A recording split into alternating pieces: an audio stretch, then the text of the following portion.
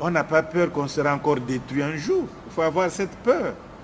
Mais on ne peut pas vivre sans peur, je veux dire là, sans angoisse. Parce qu'il faut craindre qu'on soit encore vendu comme esclave. Il faut craindre qu'on soit encore colonisé. Le monde est ce qu'il est. Il se fait en fonction des intérêts. Il faut craindre qu'on soit... mais les esclaves, les Arabes ont vendu les Noirs. Ils ont fait l'esclavage. Tous les Blancs de la terre en Europe, que ce soit les Italiens, les Espagnols, les Portugais, les Français, les Hollandais, n'en parlons pas, surtout les Hollandais, les Anglais, mais tous ils ont fait l'esclavage. Et l'esclavage leur a donné l'argent pour faire le développement industriel, les chemins de fer, les banques. C'est la révolution industrielle. Tu vois? Après, ils ont aboli. Quand on n'a plus besoin de l'électricité maintenant, ça devient lourd. On a aboli, pas par plaisir, mais parce que ce n'est plus utile. Tu vois? Et aux États-Unis, c'est la même chose. Pendant 4 siècles, tu travailles pour quelqu'un, mais l'esclavage, ce n'est pas travailler dur. Ce n'est pas ça l'esclavage. Aujourd'hui, les gens travaillent dur, vous ne sont pas esclaves. L'esclave, c'est que tu travailles, tu n'as pas un seul sens.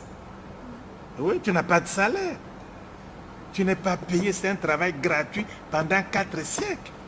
Tu coupes la canne à sucre gratuitement, tu fais le coton gratuitement, tu fais le café gratuitement, et si ça me plaît, je te vends à un autre. Donc, tu ne payes pas quelqu'un et tu le vends ou tu l'achètes. Un être humain qui est au rang d'un cheval ou d'un bœuf, pas plus. Tu vois? Et c'est ça. Un blanc fait l'amour avec une esclave, le blanc ne reconnaît pas que l'enfant là est son propre sang. Il doit suivre la condition de sa mère esclave. Une femme blanche fait l'amour avec un noir esclave, la femme blanche ne reconnaît pas le sang. Ton propre sang, tu le nies. Voyez-vous? Alors nous, on n'a pas peur de l'histoire. On n'a pas peur. On croit que les choses... Mais il n'y a pas d'amitié, il n'y a pas de confiance entre les peuples, entre les races aujourd'hui. Il faut voir les intérêts. Israël et tout, c'est le même peuple. Ils sont tous d'Abraham, d'Isaac et de Jacob. Mais regarde comme ils se canardent, ils se tuent tous les jours. Tu vois?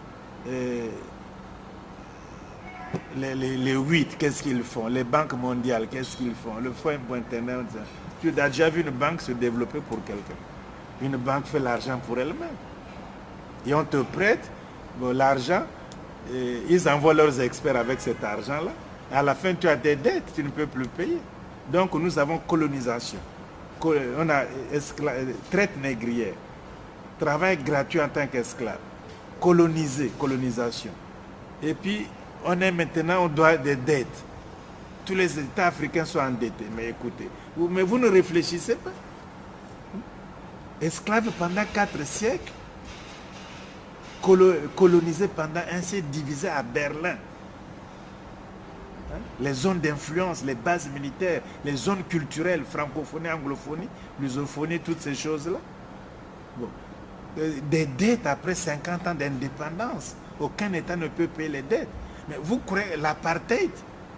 Vous croyez que après ça, là, les mêmes choses,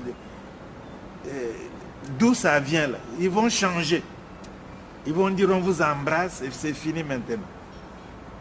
Hein? Ça serait peut-être pire. Avec le nucléaire, avec le sida, avec l'Ebola, avec mais ça serait peut-être pire. Hein? Il est temps de se réveiller, de décider et de tourner le dos à l'Europe. Ils ne pourront jamais aider. C'est une faute énorme de croire que l'Europe, la France, les États-Unis, ces pays esclavagistes vont aider l'Afrique. C'est impossible. Impossible. Ils ne pourront jamais, jamais, au grand jamais, aider généreusement le développement de l'Afrique noire. Jamais, impossible. Ils ne l'ont pas fait pendant 6 siècles, ils ne vont pas le faire pendant 50 ans. Ils ne le feront jamais. Ils vendent les armes aujourd'hui.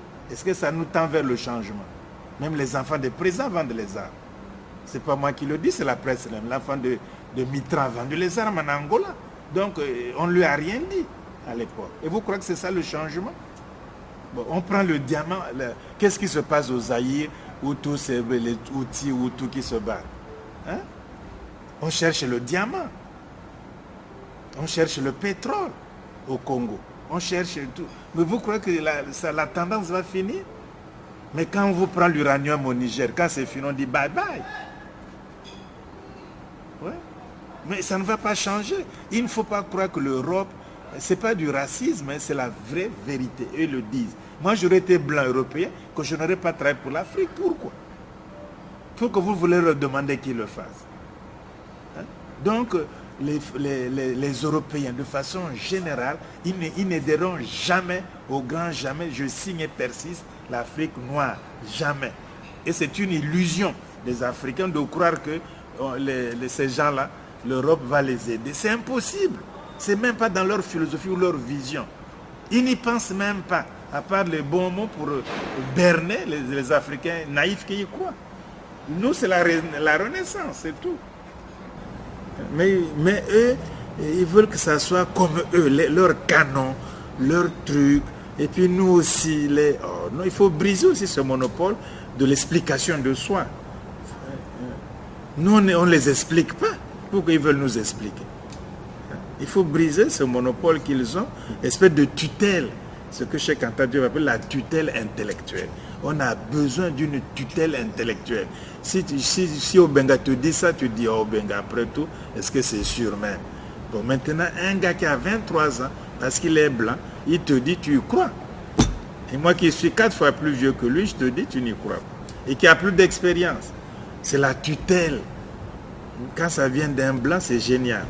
Mais quand ça vient d'un frère ou d'une sœur africaine, oh, tu sais, c'est des histoires, ça. C'est le besoin de tutelle intellectuelle. On ne peut pas faire la renaissance quand on a besoin, on court par quelqu'un pour demander son parapluie, alors que le gars vous méprise fondamentalement. Fondamentalement. En tout cas, son peuple vous méprise, sa race vous méprise.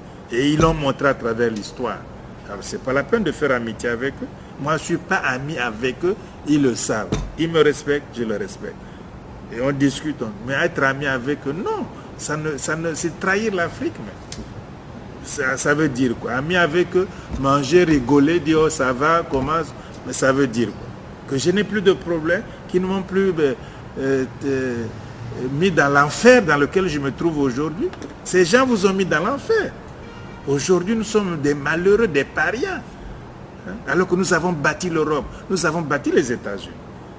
Nous avons payé de notre sang cette affaire. La modernité. Qui a souffert plus que nous? La guerre des Juifs, l'Holocauste, ça a duré combien d'années? Même pas 3 ans. On a tué combien de Juifs au fait? Ils glorifient, ils diffusent les instruments. Partout l'Holocauste. Mais nous, c'était pas 5 ans. C'était même pas un siècle.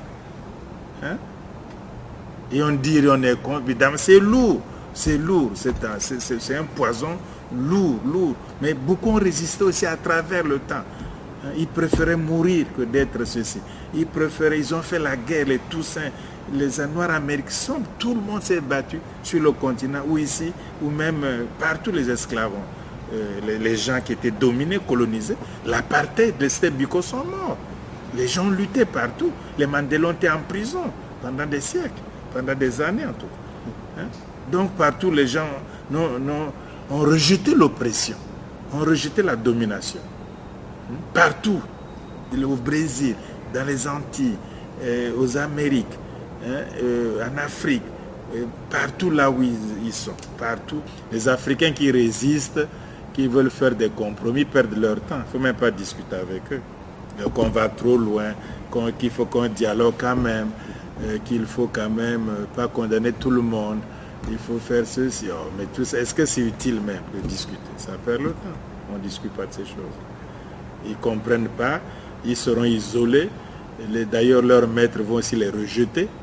Et ils viendront vers la fin, vers nous, vers vous. Ils vont s'excuser, etc. On ne comprenait pas, c'est trop tard, de toute façon. Ils comprenaient, comme avait dit des grands garçons comme ça, ou des grandes femmes comme ça, qui croient que faire plaisir à un Européen, c'est même glorieux pour eux.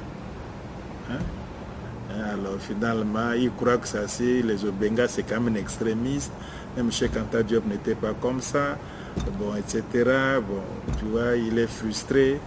Bon, c'est un extrémiste, il est raciste de toute façon. Mais c'est vrai qu'on sent, je dirais que à partir du moment où le noir essaye de redevenir lui-même, c'est-à-dire de faire appel à son propre génie, on sent qu'il y a comme une espèce de blanc intérieur qui vient lui dire ne fais pas ça. Mais oui. Pourquoi tu veux?